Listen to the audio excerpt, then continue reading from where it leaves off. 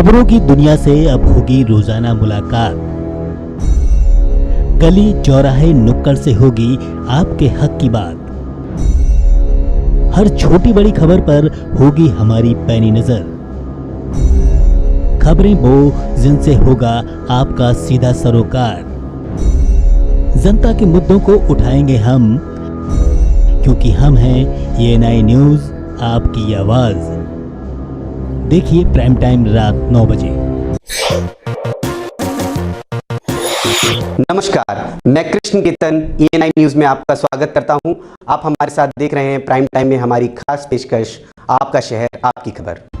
Meerut zone के अपर police महानिदेशक राजेश अग्रवाल आज बुलंदशहर पहुंचे, जहां उन्होंने सदर समेत खुर्जा देहात थाने पहुंचकर औचक निरीक्षण कर व्यवस्थाओं का जायजा लिया। इस दौरान पुलिसकर्मियों ने ADG को सलामी दी, जिसके बाद ADG बुलंदशहर के कप्तानी DIG संतोष कुमार सिंह, बुलंदशहर SP देहात बजरंग बली चौरसिया ने थाना परिसर में वृक्षारोपण किया और उसके बाद थाने में खड़े वाहनों के विवरण की जानकारी हासिल की। बुलंदशहर के शिकारपुर में राष्ट्रीय बजरंग दल के कार्यकर्ताओं ने जहांगीराबाद चुंगी पर इस्लामिक जिहादियों का पुतला दहन किया। आपको बता दें, कर्नाटक के शिवमोगा में इस्लामिक जिहादियों द्वारा बजरंग दल कार्यकर्ता हर्षा की हत्या कर दी थी, जिससे पूरे देश भर में प्रदर्शन किया जा रहा है।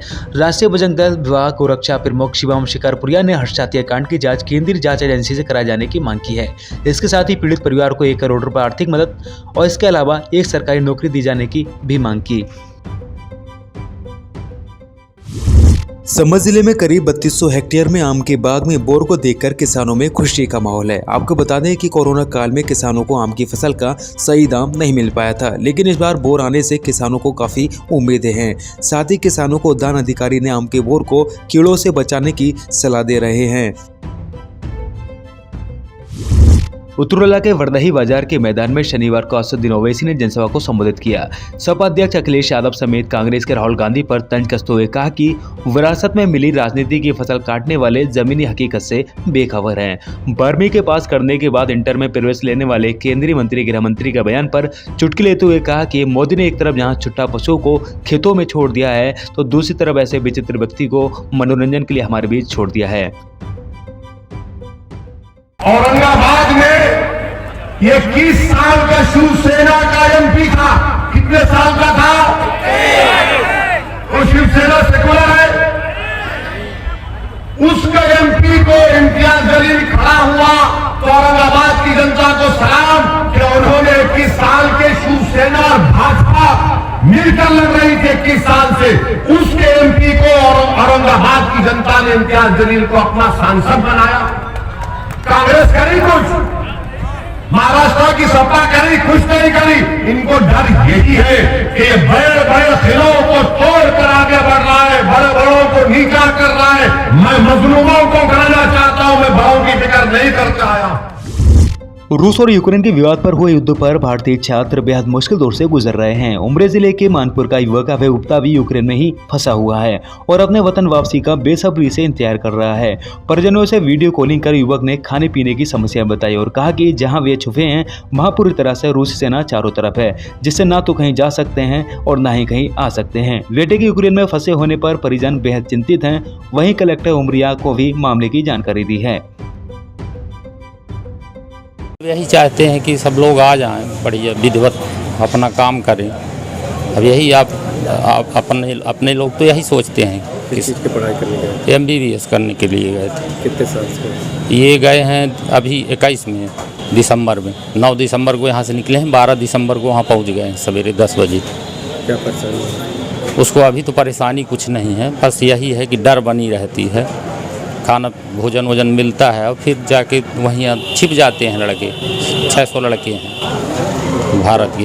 क्या सरकार से क्या चाहें? सब यही चाहते हैं कि सब लोग तो यही चाहते हैं कि सरकार मदद करे तो आ जाएं बच्चे लोग। बच्चे को तो बहुत खतरा है, यूक्रेन में युद्ध हो रहा है, तो वहाँ से सुरक्षित भारत ले आए। यहाँ हम लोग का ये कहना है। भयंकर में फंसा हुआ है। अच्छा, सरकार से क्या चाह रहे हैं? सरकार से निवेदन कर रहे हैं कि बच्चे को सुरक्षित यहाँ पहुँचा दिया जाए। उत्तर प्रदेश जिले के चारों विधानसभा सीटों पर सपा प्रत्याशियों के लिए जनसभा करने सपा के राष्ट्रीय अध्यक्ष अखिलेश यादव पहुंचे। मंच से बीजेपी पर तंज कसते हुए योगी आदित्यनाथ पर राशन के नाम पर लोगों को गुमराह करने का आरोप लगाया। साथ ही रोजगार को लेकर कहा कि अब रोजगार कंप्यूटर और इंटरनेट से जुड़ चुका है, लेकिन इस सरकार ने युवाओं को कुछ नहीं दिया। समाजवादियों ने जो लैपटॉप उस दौर में दिया था वह आज भी चल रहे हैं। पुलिस पर भी हमला बोलते हुए कहा कि सरकार ने जब से डायल 100 का नाम 112 कर दिया है तब से पुलिस बेईमान हो गई है। जो गर्मी निकाल रहे थे उनकी भाप निकाल दो कि नहीं निकाल दोगे? ऐसी भाप निकालना कि दूर से ही धुआं दिखाई दे। इसलिए मैं बहुत बहुत बधाई देना चाहता हूँ। मैं गौड़ा में नहीं पहुंच पाया हूँ। विधानसभा गौड़ा में जो गौड़ा विधानसभा है, संजय विद्यार्थी लड़ रहे हैं, सविता समाज के, एनआई समाज के। अरे अनुदेशकों, लिख लो, रिकॉर्ड कर लो, तुम्हारी भी मदद होगी। और मैं केवल तुम्हारी मदद करने जा रहे हैं। ये जो सरकारी कर्मचारियों की बहुत पुरानी मांग रही है कि पुरानी पेंशन बहालो, समाजवादी सरकार बनेगी तो पुरानी पेंशन बहाल करने का काम समाजवादी। इसके साथ साथ 500 रुपए पहले देते थे समाजवादी पेंशन। इस बार समाजवादी सरकार बनेगी तो माताओं बहनों को 1500 रुपया महीना और साल का 18,000 रुपए उनको दे करके उनका सम्मान करने का काम ये सुविधाएं दे रहे। वहीं अगर हमें महंगाई कम करने के लिए, लोगों को संकट में ला जाए महंगाई की वजह से, गरीबों के खाने के लिए शहरों में अगर कैंटीन खोलनी पड़ी तो समाजवादी कैंटीन खोल करके गरीबों को खाना देने का काम भी है। जो झूठ की पटरियां हैं इस बार बलरामपुर के लोग उखाड़ फेंक देंगे। सिद्धार्थनगर के डुमरियागंज विधानसभा क्षेत्र के प्रत्याशी इरफान मलिक के समर्थन में सांसद असदुद्दीन ओवैसी पहुंचे। डुमरियागंज में जनसभा को संबोधित करते हुए बीजेपी पर जमकर निशाना साधा। कहा कि मोदी कह रहे हैं देश के लोग मेरा नमक खा रहे हैं, लेकिन उनको पता नहीं जनता उनका नमक नहीं, वो जनता का नमक खा रहे हैं। साथ ही जनता से प्रत्याशी इरफान मलिक को जिताने की अपील की। अब भूल गए महात्मा गांधी की लड़ाई को। उसी गुजरात की सरजमीन पर क्या किया था गांधी ने? कैसे हिम्मत हुई आपकी कि आप ये बात कहेंगे कि मेरा नमक खा रहे हैं? आप किसका नमक खाकर प्रधानमंत्री के पोस्ट पर गए? देश का नमक खाकर आप प्रधानमंत्री बने।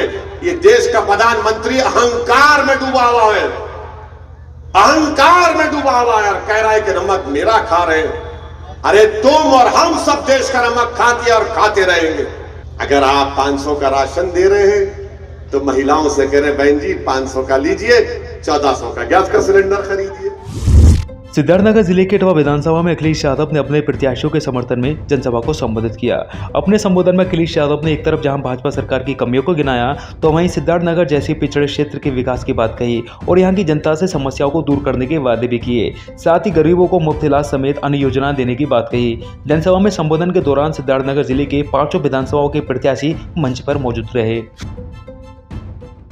ये जो मेडिकल कॉलेज बना है, अभी जितना इलाज और जितना फ्री इलाज मिलना चाहिए गरीबों को नहीं मिल पा रहा है। आधे अधूरे मेडिकल कॉलेज को उद्घाटन कर दिए। हम आपको भरोसा दिला के जा रहे हैं, समाजवादी सरकार बनेगी तो गरीबों का फ्री दवाई, फ्री जांच और उनका इलाज भी फ्री हो जाए। ऐसी यहाँ धान की और चावल की बहुत गुंजाइश है। हम संभावनाएं ढूंढेंगे और पहले भी मैंने मंडी के माध्यम से संभावनाएं ढूंढ करके इसको एक्सपोर्ट की व्यवस्था की थी, मार्केटिंग की व्यवस्था की थी। अगर हमें समाजवादी सरकार बनेगी तो जिस तरीके से आप बासमती चावल का प्रचार टीवी पर और दुनिया में देखते हो, समाजवादी सरकार आएगी तो यहाँ के धान और चावल का भी प्रचार करा करके यहाँ के किसानों की मदद करने का काम समाजवादी। आजमगढ़ के सियासी संग्राम के बीच आम आदमी पार्टी भी खासा तेजी के साथ मैदान में है। इसी के चलते गोपालपुर विधानसभा से आप उम्मीदवार इंजीनियर सुनील कुमार यादव से ENI न्यूज टीम ने खास चुनावी परिचर्चा की और उनके विकास के मुद्दों को जाना। यूपी में सत्ता का संग्राम शुरू हो चुका है। 5वें चरण का चुनाव नज़दीक है। 7वें चरण के मतदान के लिए इस समय हम आजमगढ़ के गोपालपुर विधानसभा में हैं। यहाँ आम आदमी पार्टी से प्रत्याशी हमारे साथ मौजूद हैं, सुनील कुमार यादव जी, जो पेशे से इंजीनियर भी हैं और यहाँ राजनीति के क्षेत्र में मैदान में हैं। तो उनसे जानेंगे क्षेत्र के विकास को लेकर उनकी क्या योजनाएँ हैं। सबसे पहले तो आपका स्वागत है। बहुत बहुत धन्यवाद। क्षेत्र के विकास के लिए, पिछड़ेपन को दूर करने के लिए आपकी क्या योजनाएँ हैं? देखिए, मैं जो देख पा रहा हूँ गोपालपुर विधानसभा में लगभग 90% घर रोजाना संघर्ष कर रहे हैं। कोई रास्ते के लिए संघर्ष कर रहा है, कोई नाली के लिए संघर्ष कर रहा है, कोई बिजली के लिए संघर्ष कर रहा है, कोई दवाई के लिए संघर्ष कर रहा है और 98% से ज़्यादा घर शिक्षा के लिए भी संघर्ष कर रहा है। हमारी विधानसभा में एक और हिस्सा है जिसे कहते हैं देवरांचल, जहाँ पे पिछले 7 सालों से लगातार बाढ़ आ रही है। उसको बाढ़ प्रभावित क्षेत्र अभी तक घोषित नहीं किया गया। इसकी वजह से जो भी उस प्रभावित क्षेत्र में जो भी कोई दुर्घटना होती है, बाढ़ की वजह से आपदा का कोई पैसा नहीं आ पाता है। इन सारे ज़रूरी मुद्दे पे मुझे काम करना है। मुझे लगता है कि बाढ़ को रोकने के लिए जितना पैसा अब तक खर्च हुआ है, उसके 25% हिस्से को खर्च करके एक डैम बनाया जा सकता था, पानी एकत्रित किया जा सकता था, बिजली बनाई जा सकती थी। हमारे विधानसभा में बिजली की भी कमी नहीं होती और बाढ़ भी नहीं आती और वही देवरांचल की धरती सोना उगाती। यहाँ से आजमगढ़ यादव बाहुल्य क्षेत्र है और अखिलेश यादव जी भी सांसद हैं, तो कहीं ना कहीं जातिगत समीकरण काफ़ी हावी रहते हैं। तो सबको साथ लेके आप किस प्रकार साथ चलेंगे? देखिए, ऐसा है ना, मैं गोपालपुर का बेटा भाई हूँ, मैं नेता नहीं हूँ। तो मुझे लगता है कि अखिलेश जी के बारे में गोपालपुर की धरती जानती है और उनके जो विधायक हैं नफीस जी, जो पिछले 5 सालों में कभी धरती पर आए नहीं, उनके बारे में भी जनता जान चुकी है। उनके खिलाफ जो आक्रोश है वो जन जन में है। तो मुझे अपनी तरफ से कुछ बोलने की ज़रूरत नहीं है। शायद इन नेताओं की नाकामी थी जो मुझे ये कुर्ता पैजामा पहनना पड़ा और जनता की सेवा में उतरना पड़ा कि अगर मुझ जैसा कोई उतरेगा नहीं तो शायद ये अगले 30-35 साल भी वही काम करते रहेंगे और हमारे विधानसभा के जो बच्चे हैं वो भी वही स्ट्रगल करेंगे जो अभी कर रहे हैं। पिछले 7 सालों में मैंने एक चीज़ ऑब्जर्व किया है कि नवयुवकों ने आत्महत्याएँ करना शुरू कर दिया है गोपालपुर विधानसभा में। वो चाहे यादव हों, चाहे दलित हों, अलग अलग जाति धर्म से भी लोगों ने आत्महत्या करना शुरू कर दिया है। ये वही प्रेशर है कि हमारे यहाँ लोग, पिताजी अपने बच्चों को डांट तो देते हैं, कह रहे वो कमा रहा है, आप क्या कर रहे हैं, लेकिन वो शायद भूल जाते हैं कि वही शिक्षा व्यवस्था है जो गंदी है, जो ऐसी व्यवस्था है जिससे कामयाबी नहीं हासिल की जा सकती और वो बच्चा बहुत ही ज़्यादा प्रेशर में होता है, डिप्रेस होकर अल्टीमेटली उसको अपने प्राणों की आहुति देनी पड़ती है। ये सब कुछ बंद होगा। आपकी विधानसभा कहाँ बदहाल मानी जाती है और यहाँ युवा जो हैं उनके लिए रोजगार का कोई प्रॉपर साधन नहीं है। यहाँ से पलायन करता है रोजगार, नौकरी पाने के लिए, अपना कारोबार करने के लिए। तो इसको रोकने के लिए कोई रोड मैप तैयार है आपके पास? जी है, बिल्कुल है। मैंने जो अपना प्लानिंग किया हो उसमें मैंने ये कोशिश कर रहा हूँ कि 1-2 कंपनियाँ, जैसे कपड़े सिलाई करने वाली, अगर एक फैक्ट्री में लाने में सक्षम हुआ तो ज़रूर ले आऊँगा। 1 साल के अंदर ले आऊँगा, सो दैट माताएं बहनें जो सिलाई का काम जानती हैं उस फैक्ट्री में काम करना शुरू कर दें। और एक कोई ब्रांडेड प्रोडक्ट मैन्युफैक्चरिंग कंपनी लेके आऊँगा। मैं कोशिश करूँगा कि अगर टाटा मोटर्स या मारुति सुजुकी इस टाइप की कोई कंपनी आ सकती है, एक छोटी सी भी यूनिट डाल दे यहाँ पे, तो विकास स्वतः चलेगा। जैसे एक मार्केट डेवलप होती है, पहले एक दुकान होती है और स्वतः वो पूरी मार्केट डेवलप हो जाती है, तो एक इंडस्ट्री, छोटा सा भी सेटअप अगर यहाँ पे होगा तो अपने आप विकास संभव होने लगेगा। यहाँ पे कोई नेता नगाड़ी काम नहीं करेगा तो भी यहाँ पे डेवलपमेंट होने लगेगा और मैं ज़रूर करूँगा ये। महिला उत्थान को लेके आपकी पार्टी की क्या सोच है और आपका क्या नज़रिया है? देखिए, महिला उत्थान के लिए हमने एक घोषणा किया हुआ है कि हम हर महीने 18 वर्ष से ऊपर की महिलाओं को 1000 रुपया देंगे। कोई महिला अगर अपना स्किल डेवलपमेंट में यूज़ करना चाहती है तो वो यूज़ कर सकती है, बच्चों के लिए कुछ यूज़ करना चाहती है तो वो यूज़ कर सकती है। इसके अलावा मैंने एक उदाहरण दिया आप लोगों को महिला सशक्तिकरण के लिए। मैं महिलाओं को, बेटियों को एक ऐसी नौकरी प्रोवाइड कराऊंगा, एक ऐसी नौकरी दिलवाऊंगा जिसमें वो सक्षम होंगी और बड़े मन के साथ काम करेंगे, 4 पैसा उनके घर में आएगा और वो अपने घर का और अपने आसपास का विकास वो स्वतः करने लगेंगे और छोटी मोटी समस्याओं में जो हम रोज़ लड़ते हैं उससे वो ऊपर उठ पाएंगे। तो गोपालपुर विधानसभा से आम आदमी पार्टी प्रत्याशी ने हमें अपनी योजनाओं को साझा किया। क्षेत्र के विकास के लिए उनकी क्या योजनाएं हैं उन्होंने बताया। आजमगढ़ जिले के सगड़ी विधानसभा से बसपा प्रत्याशी शंकर यादव को मैदान में टक्कर देने उतरी भाजपा प्रत्याशी वंदना सिंह से ENI न्यूज टीम ने खास चुनावी परिचर्चा की। यूपी के सत्ता के संग्राम में इस समय हम मौजूद हैं सगड़ी विधानसभा में, जो आजमगढ़ में है।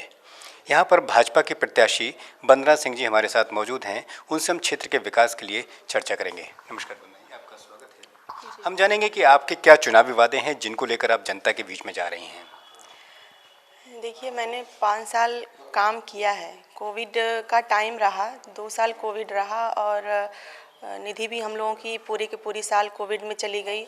कुछ हम लोगों ने अपनी तरफ से भी कोविड में दान किया हुआ था और जिले राहत कोष में, मुख्यमंत्री राहत कोष में हम लोगों ने दिया हुआ था। बाकी जो है, जो 3-3.5 साल का समय मुझे मिला, उसमें मैंने काफ़ी अपने प्रयास से रसूलपुर में एक पुल का निर्माण करवाया था। उसके बाद एक सिवान पड़ता है हम लोगों का हरैया ब्लॉक में, वहाँ की महिलाओं को काफ़ी समस्या होती थी आने और जाने में। अगर 1 किलोमीटर दूर बहू अगर उतर गई तो गांव में वो पैदल आती थी, ऐसा रास्ता था उनका। तो मैंने वहाँ पे पुल निर्माण करवाया। और बाकी देवरांचल, हम लोगों का आधा क्षेत्र देवरांचल पड़ता है, तो देवरांचल में रिंग बांध का मरम्मत, और फिर हम लोगों ने शासन में लेटर लिखा हुआ था, तो शासन से पैसा भी आ चुका था रिंग बांध नया बनाने के लिए। तो रिंग बांध नया के लिए पैसा तो सेंशन हो गया, लेकिन वो भारी बारिश की वजह से और थोड़ी बहुत लापरवाही, जो विभागीय लापरवाही थी, उसकी वजह से वो रिंग बांध नहीं बन पाया और पूरा का पूरा काम बह गया, एक तरह से कह दीजिए। यहाँ क्षेत्र में देखा जाए कि अभी भी पिछड़ापन है और स्वास्थ्य सेवाएं भी बदहाल हैं। तो कहीं ना कहीं जब आप विधायक बनते हैं, चुनते हैं, तो स्वास्थ्य सेवाओं को बेहतर करने के लिए कुछ रोड मैप आपके पास? देखिए, स्वास्थ्य सेवाओं में जो भी मुझसे बन पाता है, जैसे जो भी हमारे CSC PSC केंद्र बने हुए हैं, काफ़ी हमारे अजमतगढ़ में हैं, लाटघाट में हैं, जीयनपुर में खुद हैं, तो जो उनकी मांग होती है, जैसे कभी होता है कि बाउंड्री वॉल उनकी अगर टूटी फूटी है तो उसकी मरम्मत के लिए, और जैसे अभी ऑक्सीजन प्लांट हम लोगों ने 25 लाख का अपनी निधि से कराया है लाटघाट में। तो आए दिन अगर कोई समस्या हमें दिखती है तो उसका निदान करने की कोशिश की जाती है। क्योंकि आप एक महिला भी हैं और महिला होने के नाते बेटियों को और समाज की महिलाओं को उनका हक दिलाने के लिए किस तरह से लड़ाई लड़ेंगे? देखिए, अगर महिलाओं की बात आती है, चाहे बेटियों की बात आती है, तो मुझे उस चीज़ से हम खुद अवगत होते हैं और उसको संज्ञान में ले करके जो मुझसे संभव मदद होती है, चाहे वो प्रशासन द्वारा हो, चाहे शासन द्वारा हो, चाहे 2 कदम उनके लिए चलने का काम हो, हम जरूर करते हैं। बेटियों की शिक्षा के लिए यहाँ कुछ हायर एजुकेशन के लिए कुछ संसाधन नहीं है, तो क्या उसके लिए भी आपकी कुछ योजना है? नहीं, देखिए, इंटर कॉलेजेस तो बहुत हैं यहाँ पे, और एक बगल में ही सेंट जेवियर्स विद्यालय, थोड़ा टेक्निकल के लिए भी कई पॉलिटेक्निक और ये सारी चीज़ें खुली हुई हैं। और हाल ही में हमारे महाराज जी ने, माननीय मुख्यमंत्री जी ने यहाँ पे विश्वविद्यालय का शिलान्यास किया हुआ है, तो आने वाले समय में और बेहतर हमारा आजमगढ़ होने जा रहा है। तो आप थे हमारे साथ वंदना सिंह जी, जिन्होंने विकास की बात को कहा। क्षेत्र में वो जा रही हैं और लोगों से संपर्क भी कर रहे हैं। कैमरामैन त्रिभुवन सागर के साथ केएन गुप्ता, सगड़ी, आजमगढ़। विधानसभा का चुनावी बिगुल बज चुका है। सभी दलों के प्रत्याशी पूरे दमखम के साथ मैदान में डटे हुए हैं। इसी क्रम में आजमगढ़ जिले के सगड़ी विधानसभा से बसपा प्रत्याशी शंकर यादव से ENI न्यूज टीम ने चुनावी चर्चा की, तो वहीं विकास के मुद्दों को जाना। यूपी के सत्ता के संग्राम में इस समय पूर्वांचल के सियासी युद्ध में हम सगड़ी विधानसभा में हैं, जहां से बसपा प्रत्याशी शंकर यादव जी हमारे साथ हैं। उनसे चुनावी मुद्दों को जानेंगे। शंकर जी, क्या इस बार के चुनावी मुद्दे हैं और क्या चुनाव देख रहे हैं आप, किस तरह से? देखिए, शंकर यादव, पहले तो आप लोगों को बधाई दूंगा, धन्यवाद दूंगा कि आप वहाँ से चलकर यहाँ आए हैं, और बहन मायावती जी को बहुत बहुत धन्यवाद दूंगा जिन्होंने शंकर यादव को पर विश्वास जताया है। और मैं कोशिश कर रहा हूँ कि बहन मायावती जी 5वीं बार मुख्यमंत्री बने, जिसे कोई रोक नहीं सकता, और उसी दरमियान उनको साथ में चल रहा हूँ प्रत्याशी के रूप में। और जनता जो है, सर्वधर्म सबको मानने वाले सारे लोग शंकर यादव अपने बेटा मान करके सभी लोग वोट दे रहे हैं। क्योंकि मैं 40 साल से सगड़ी में, जब से मैं कन्याकुमारी से दिल्ली तक पैदल यात्रा किया, और अभी 16 में मैंने जयप्रकाश नारायण जी की जन्मभूमि सीताब्दियरा से सैफई तक की भी पद यात्रा किया था, और तमाम जन आंदोलन चलाया था। पूर्वांचल राज्य अलग करो, उसका भी मेरा आंदोलन था। बहन जी ने 4 प्रांतों का, जब सरकार थी उस समय भूख हड़ताल पे था, और बहन जी ने 4 प्रांतों का प्रस्ताव बना के केंद्र को भेजा, लेकिन केंद्र उसको सस्ते बोरिया में डाल करके अलमारी में कैद कर दिया और जनता के बीच में कोई विकास का काम हुआ ही नहीं। वर्तमान सरकार जो है विकास के नाम पर सबसे बड़ा विकास किया है साढ़ को छोड़वा करके। आज साढ़ जो है देखे होंगे, एक दिन मैं जा रहा था चक्की प्रचार के दौरान 200 साढ़ एक खेत में खा रहे थे। एक दिन मैं गया था, एक आग लग गई थी निषाद बस्ती में, वहाँ भी स्थिति मैं 5 बजे पहुँच गया, रात में पता चला तो एक बच्चा था इतना बड़ा, करीब रहता वो 10 साल का रहा होगा, 8 साल का, अपने बैग में कुल्हाड़ी रखा था इतना बड़ा, मेरे बगल में आके खड़ा हो गया। मैंने पूछा बेटा तुम कहाँ से आ रहे हो? कहा कि खेत से आ रहे हैं। एक आध साथी मोबाइल पर उसको चला दिए, तो मैंने ऐसे ही उसके पॉकेट में हाथ डाला तो एक बोतल था और वो कुल्हाड़ी थी। तो हमने पूछा कुल्हड़िया कहाँ ले घूम रहे हो? तो कहा कि साहबा जब मारे आवेला था उन्होंने हम खेद ही लगे से।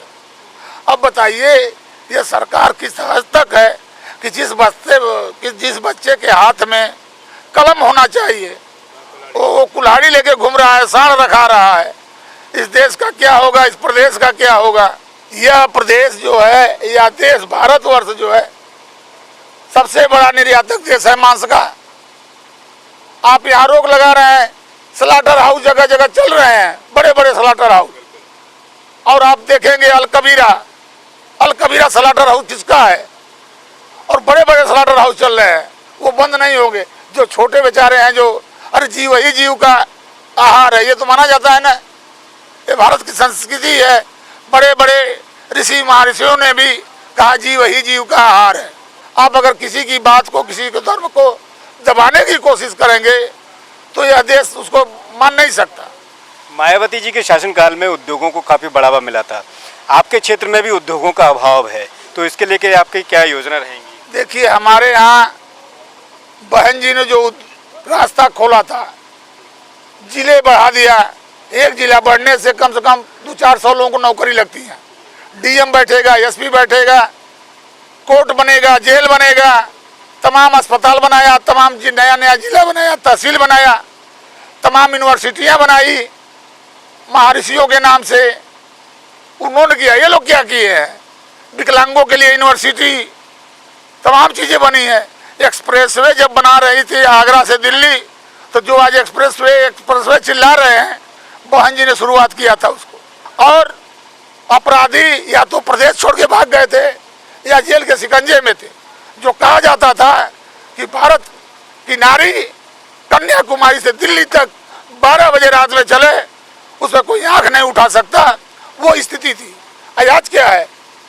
एक द्रौपदी का चिरहरण हुआ था तो महाभारत हो गया, एक सीता के चिरहरण पर रामायण हो गया, और आज हर गली में द्रौपदियों का चिरहरण हो रहा है, सीता का हरण हो रहा है, चिरहरण हो रहा है, और तमाम रावण, तमाम दुर्योधन घूम रहे हैं। कुछ हो रहा है कहीं? युवाओं के लिए और महिलाओं के उत्थान के लिए आपकी क्या परिकल्पना है? देखिए युवाओं के लिए मैं हाउस में लड़ूंगा, और हमारे समाज में आज देखिए उद्योग, आंध्रा से मछली आती है हमारे यहाँ। अगर आंध्रा की मछली न रहे तो किसी का फंक्शन पूरा नहीं होगा। और हमारे यहाँ कुदरत ने, भगवान ने, अल्लाह ने एक प्राकृतिक संसाधन दिया है। जैसे बड़े बड़े ताल तलैया आपके पूर्वांचल में है, चाहे रेणु सागर डैम हो, अहिरौला डैम हो, ताल सलोना हो, रामगढ़ ताल हो, सुरहा ताल बलिया हो, बेड़ियावा ताल हो, इतने बड़े बड़े हैं। अगर उनको व्यवस्थित कर दिया जाए तो हमारे बहुत बड़ा मछुआरा समाज है, उनको 30%, 70% के रेशियो से कि भाई 30%, 40% आप सरकार को रेवेन्यू दो और पूरे अपने को जीविकोपार्जन का संचार करो, तो आजमगढ़ में जो आंध्रा को करोड़ों रुपया यहाँ से जा रहा है पूर्वांचल से, वो रुक जाएगा और यहाँ को काम मिलेगा। और यहाँ काम के नाम, अब भदोही में था कालीन था, कालीन जो विश्व में मशहूर है, उसको बंद के कगार पर। बनारस की साड़ी मुबारकपुर में बनती थी, आज वो भुखमरी कगार है, जिसके यहाँ वो 50-50 लोग काम करते थे, उनके यहाँ आज वो अपने खाने के लाले पड़े हुए हैं।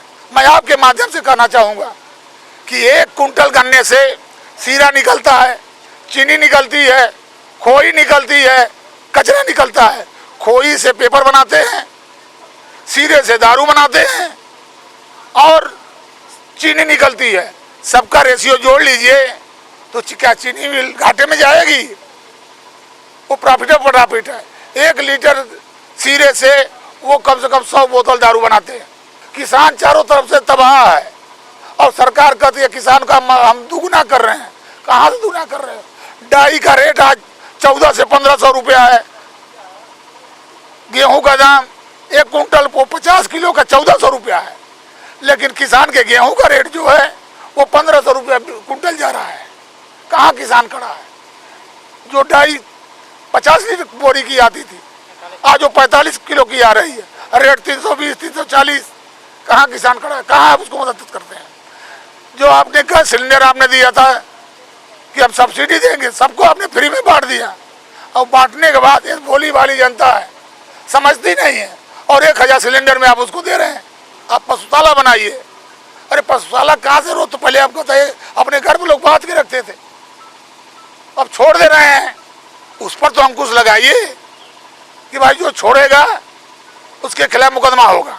और आने वाले में 7 तारीख को सारे लोग हाथी की बतना बटान दबाएंगे कि सगड़ी का रिकॉर्ड टूटेगा, कोई बचा नहीं पाता। शंकर यादव असेंबली में जाएंगे और हमारे देवारा क्षेत्र में न सड़क है, न रास्ता है, न पुल है। आप जाइए, आपको आंसू आ जाएगा, आंसू आ जाएगा कि लोग कैसे रहते हैं। अगर कोई बीमार पड़ जाए जबरा खसराजा में तो बंदे पे आते आते एड़िया रगड़ के लोग मरने के लिए मजबूर हो जाएंगे।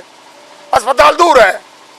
बंदे की उत्तर हालत ये है, जब बाढ़ का पानी दबाव बनाता है तो उसका दबाव का पानी बंदे के दक्षिण जो है तबाही मचा देता है। ये थे हमारे साथ बसपा प्रत्याशी शंकर यादव जी, जिन्होंने क्षेत्र के विकास को लेकर हमसे साझा किया, जिन्होंने क्षेत्र के विकास को लेकर चर्चा की और अपनी रूपरेखाओं को हमें साझा किया।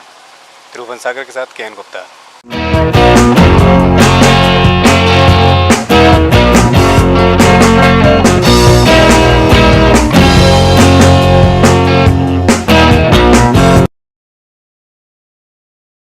Hello, good evening and welcome to the Sassy Club, presented by NI News, co-powered by Indipure and sponsored by Nime Healthcare. आज हम फिर आ गए हैं आपके लिए एंटरटेनमेंट और रील्स की दुनिया का जादू बिखेरने। It's time to raise a toast to the people who entertain us the most. Let's shout out for the Reel Scout.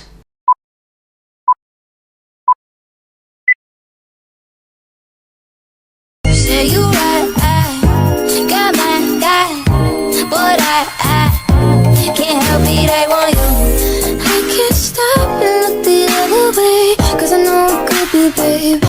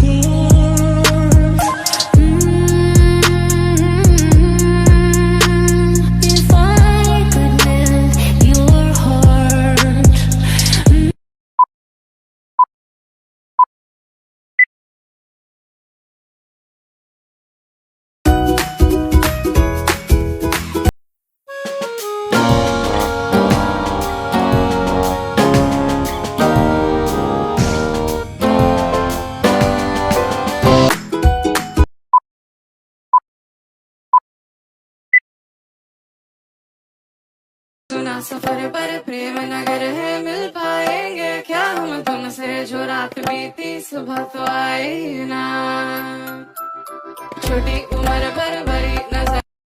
अब वक्त आ गया है आप सभी से विदा लेने का। कल फिर मुलाकात होगी कुछ ऐसे ही मजेदार और अतरंगी टैलेंट्स के साथ। तब तक के लिए बने रहिए the sassy club, presented by ANI news, co-powered by Indipure and sponsored by Nime Healthcare. Shubh Ratri, stay home, stay safe.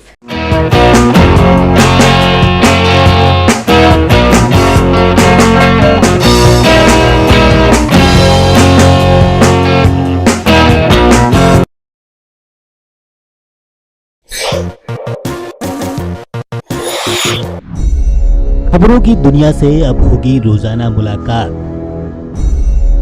गली चौराहे नुक्कड़ से होगी आपके हक की बात। हर छोटी बड़ी खबर पर होगी हमारी पैनी नजर। खबरें वो जिनसे होगा आपका सीधा सरोकार।